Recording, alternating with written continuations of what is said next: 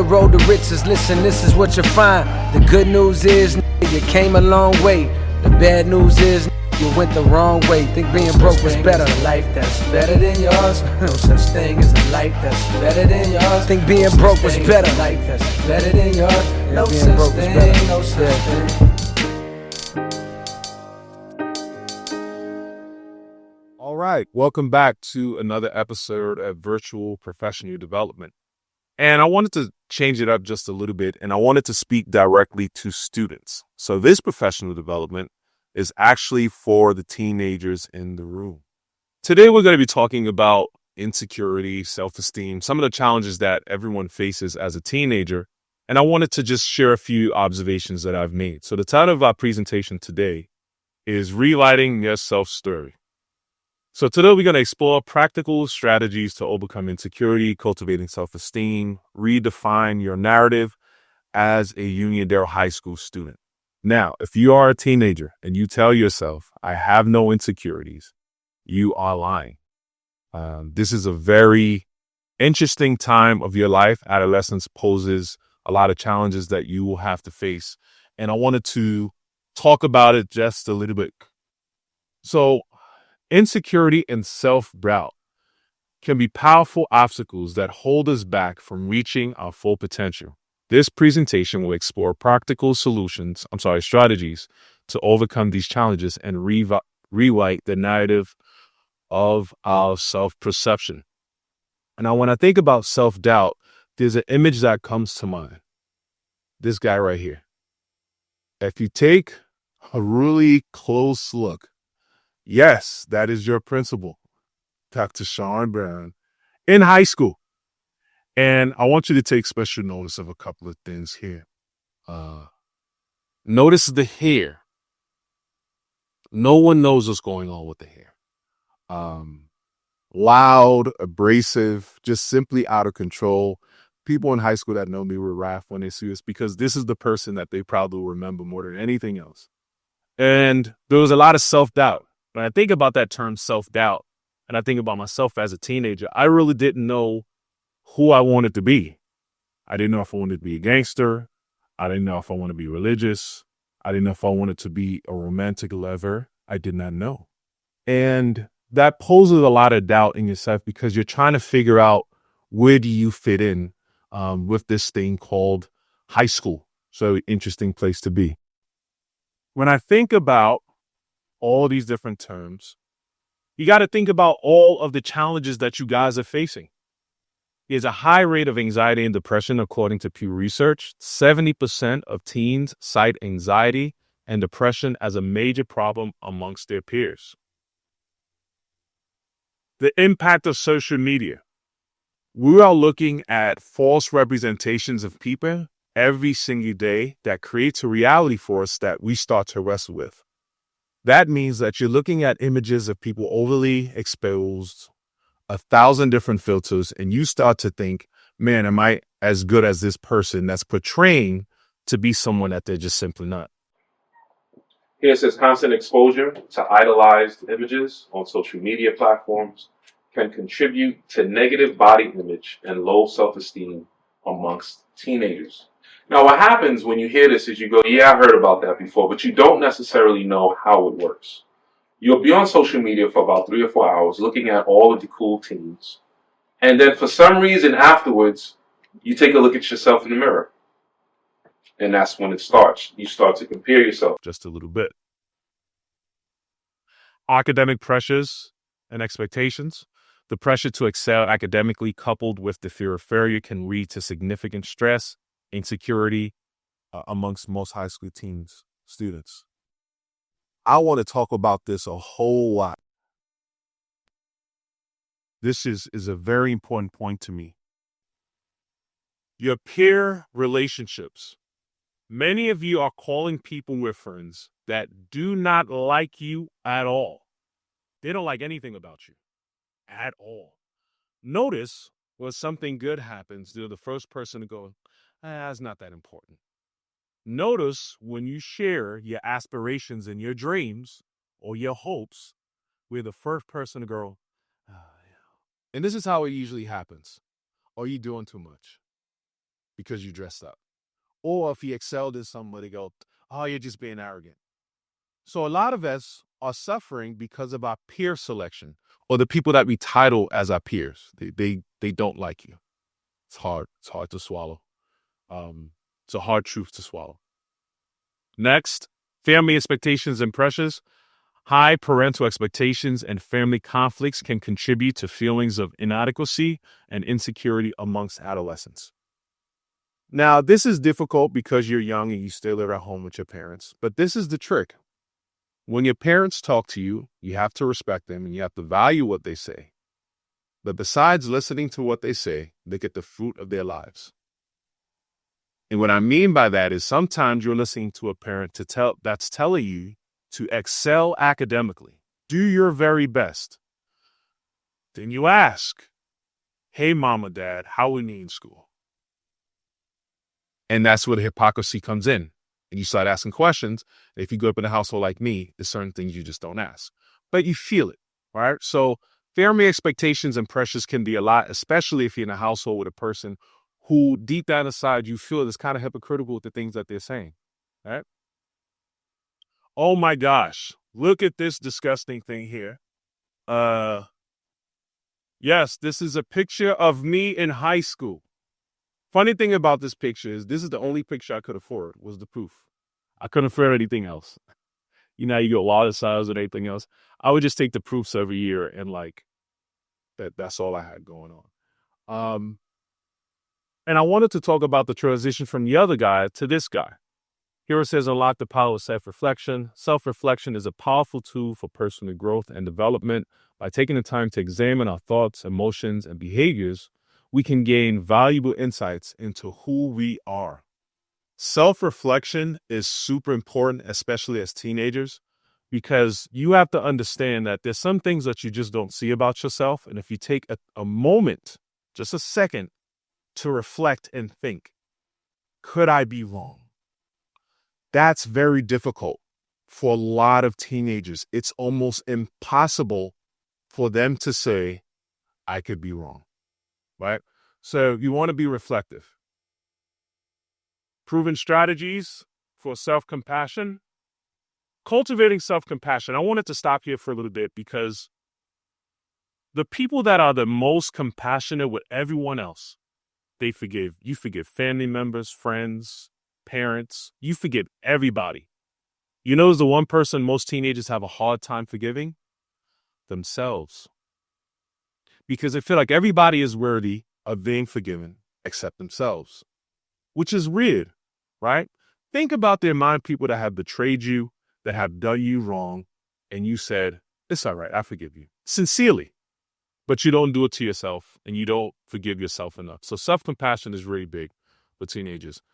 Practicing gratitude and mindfulness. Being grateful for the things that you do have instead of focusing on what you don't have. As teenagers, you're always comparing yourself to what somebody else has or what they don't have. When you start to think about the blessings that are around you, especially for me, coming from the city into Uniondale, you guys are blessed beyond understanding. At some point, you have to focus on what you have and not think about what you don't have. Set achievable goals and celebrate your successes. Even when you do well sometimes, it's hard for you to say, yeah, you know what, I did something good and I'm proud of it. So you have to be your biggest fan, your own biggest fan, and surrounding yourself with supportive relationships. Again, it goes back to peer selection, the people that you spend time with. There's a scripture also that states, bad company corrupts good character. If you hang around 10 geniuses and people with PhDs or whatever it is, eventually that's where you're going to go. If you hang around people that's super negative and critical and judgmental and insecure, that's where you're going as well, in that direction. So a couple of things to talk about here. Self-talk. Studies indicate that approximately 85% of the inner dialogue that we have with one another is negative. Think about the thoughts that you have all the time about yourself. I'm not tall enough. I'm not short enough. I'm not skinny enough. I'm not cool enough. I don't fit in. 85% of that conversation that we have is very, very negative. We have a distorted view of who we are. Question the validity of your negative self-perceptions. For example, you'll say something to yourself like, I'm not that pretty, or I'm not that handsome. Who has the record book in terms of, like, who defines what looks good and what doesn't? And how did you come up with this definition? Some of you might say, well, this kid in the 6th grade called me ugly and it just kind of stuck with me. Where is that person? How they doing? You ever think about possibly the fact that they might have some issues? So they have to project their insecurities onto you? So for me, I don't really take the criticisms of certain folks because I look at their lives. Not to say that it doesn't impact you. It does impact you. I remember being Panamanian and being teased because I felt like I didn't fit in any group. I wasn't black enough. I wasn't Latino enough. I understand. But when I reflect on it and I listen to the people that used to judge me, I'm like, you're still in the neighborhood. You're still doing what you're doing. So value people who have something going on. But it's distorted. Some of the views we have of ourselves. Self-compassion, we talked about this. Treating yourself with the same kindness and understanding you would offer a close friend. The key ways that you give yourself a little bit of self-kindness and self-compassion is doing the things that you love unapologetically, without shame, right? Thing I like to do, I like to play basketball. I like to DJ. I like to cut hair. These are the ways that I kind of give myself some compassion. And this job is very stressful, as you know. But I give myself some space to have some fun and enjoy the things that I like to do. Cultivating a growth mindset. Getting better is not a linear thing. Some of us believe that this is what it looks like to grow and change. It just automatically happens and you're just perfect. It looks more like this. There's ebbs and flows. It's incremental. There'll be times that you do really well and there's times that you're going to fail. That's how growth really looks. And when you develop a growth mindset, you don't get caught up when you get into that dip area. That doesn't overwhelm you because you realize it's temporary and at some point you're going to do better. And surrounding yourself with positivity. I want to stop here for a second. Some of the friends that you had in middle school have not grown since middle school. And you have to accept it and move on. It's difficult. You've been friends with people, especially in Uniondale, since you were in kindergarten together. Some of them haven't changed much. You have family members that you might need to say goodbye to because they haven't grown that much. And instead of worrying about how they feel, again, going back to self-compassion and your goals, you have to think about your growth and if they're impacting it positively or negatively. When I think about how to cultivate self-compassion, embracing imperfections. The other day I told my wife, I said, you're like a piece of art. And what makes you beautiful is the imperfections. Nobody wants a piece of art that's perfect. When you see the imperfections, you see the humanity, you see the struggle, you see the person trying to make something great. It's kind of like the generative AI art that's around now. Nobody really likes it because it's too perfect. That's who you are as teenagers. You're not perfect, and that's okay. Okay? Practice self-kindness. Treat yourself the way that you treat others. Reframe negative self-talk. Celebrating the small wins. I think about raising my children and how I got them to walk. How I got my kids to walk was when they tried, we gave them a lot of positive reinforcement. Oh my gosh, Junior, you tried it over. And he looked at that positive reinforcement and he got better. When he fell, we said, oh, man. It's the same way with you. When you do something well, give yourself a little bit of positive reinforcement or get it from a friend that can give you that positive reinforcement. Self-acceptance and self-compassion. Acceptance is really big in high school. We all want to be accepted into some group, but you can't really be a part of a group and be accepted in that group if you haven't first accepted yourself, if you're not okay with you. And at some point, once you are okay with you, everyone else will figure out a way to be your friend or not be your friend. I remember feeling that way. I can't believe I'm sharing this, but I'm going to say it. I remember feeling that way when I came to Uniondale.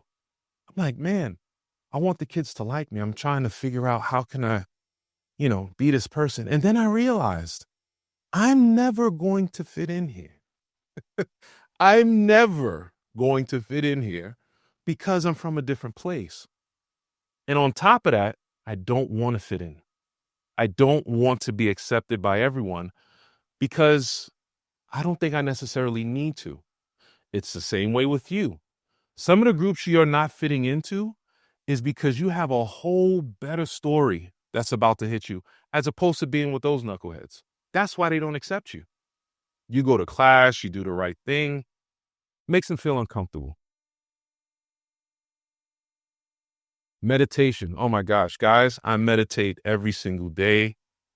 I have to for about 10 to 15 minutes. I need positive affirmations all of the time because I really want to understand this world that I'm living in, and meditation is really key for me. I wanted to show this video of Inside Out 2, and it talks a little bit about some of the negative things that we say about ourselves. I'm anxiety. I'm one of Riley's new emotions, and we are just super jazzed to be here. Where can I put my stuff? What do you mean, we? I wish I was as tall as all of you. Who the heck are you? I'm Envy. Look at your hair. Oh, yeah, not happening. Okay, who's this guy? What's your name, big fella? That's embarrassment. He's not really big on eye contact or good talking, but he's a really sweet guy. Well, welcome to headquarters, embarrassment. Oh, we're doing a fit. No. Oh, nope, going high. Oh, you got a real sweaty palm there, buddy. What emotion was that? That's ennui. On what? Ennui. It's what you would call the boredom. Well, come on up here. Onward. Am I saying right? Onward. No. Oh, nicknames. I'm gonna call you Wee Wee. No. I don't know if you saw the film, but what happens is the main character starts to get introduced to some of the negative emotions that every person has. And at first, the other group believes that this is just wrong and you shouldn't have any negative emotions. You should just be happy all the time. Eventually, what they realize is that is this balance that you have to have as a teenager around your emotions. Things are not always going to be great and things are not always going to be bad. And as teenagers, that's what you're experiencing. You're getting into a place where you're starting to see the world for what it is. You're starting to see your friends, your family, your parents. You're starting to see a lot of things that it's hard to take in. It's hard to accept certain truths. But unless you get to that place of balance where you can look at your negative and positive emotions and be okay with it, it's going to be a struggle. And that happens with maturity as you get older. For myself, when I think about my story, and you guys are way better than me, just so you know, 100 times better than whatever I was. I hung around smart people. Get yourself some smarter friends. When you see someone that's successful at anything, spend time with them. That's my story. I was failing out of school. I wasn't doing well. And I hung out with these people. We was at a high school reunion. And they taught me how to get to class on time and to do homework assignments and to not fight and to be productive. So for myself, what's always been a great strategy, even now, just so you know, I look at different staff members, shout out to Drevniak, that are really talented and good at what they do. The way I've been since I was a kid, I'm gonna build a friendship with that person because I wanna learn what they know. So build friendships with people that not smarter than you, but have different strengths than you. This is my brother, my best friend. Be around people that are honest and fearless. I've known him since I was 10, 11 years old. If nobody else on this earth tells me the truth, he will. And my friend Seneca. You got to get around people that's not afraid to be honest with you. And the only way that they can be honest with you is if they really believe that you're meant to do something great, right? So a friend that takes a test and passes with a 70, if you have low expectations for them and they get a 70, the only thing you're going to say is, oh man, good try, man. Amazing. Look at you. But if you have a friend that you really believe in and they get a 70, you go, wait a minute. You can do better. I believe in you. You're smarter than that. You need to work harder. I believe that you are meant to do something great. Find an activity. You don't have to play basketball or soccer or whatever it is, but you got to find something to do between 3 and 6 p.m. It's just a bad time to be bored and in your room. And what a lot of us are doing is literally going home, locking ourselves in a room and sleeping or playing video games. And that's all that you do. And it might feel good. It might feel great. But there's a lot of social skill development that happens for teenagers between 3 and 6 p.m. that you're missing out on. So you got to force yourself to do something. My son, he's a bit of an introvert, and he'd rather be in the house and not speak. And I am too, to be honest with you. I do all of this stuff because it's a part of my job. But if you left it up to me, I wouldn't. I force him and I force myself to do things like this because I don't want to become stagnant in my growth. Do the same for yourself. Get a mentor. This is Dr. Brian Leander. I've known him since I was about 15 years old. He's a professor at Berkeley. This is the person that I'm trying to be like. The thing about a mentor is this: you have to be humble and realize that they have some things that you don't have. So it's okay to reach out and get help. Anytime I need some advice, that's my guy. Finally, relationships. And we'll be talking about this. You got to pick the right one. This is a picture of me and the wife dating. She changed my life. Some of you guys are dating people that are toxic. And a better word to discuss in terms of the people you're dating is narcissistic, which we'll get into a little bit later. The time that you spend on Instagram, it is poisoning your brain. Spend some more time doing an activity. Next, and this is for another conversation, narcissism and how it's growing. A lot of us, we need some help with that. And there's a crazy story. I don't know if you know what this image means. The myth is that a man was looking at himself in a lake for so long that he eventually turned into stone, or he froze. And it tells a story of how you become self-indulgent in your image so much that it kind of stops you from growing a little bit. So a couple of quotes to think about as we close out. You are enough just as you are. Everyone else is taken, by Oscar Wilde. Next, be yourself in a world that is constantly trying to make you something else is the greatest accomplishment. Ralph Waldo Emerson. So I hope that this helps. We'll be talking a little bit more.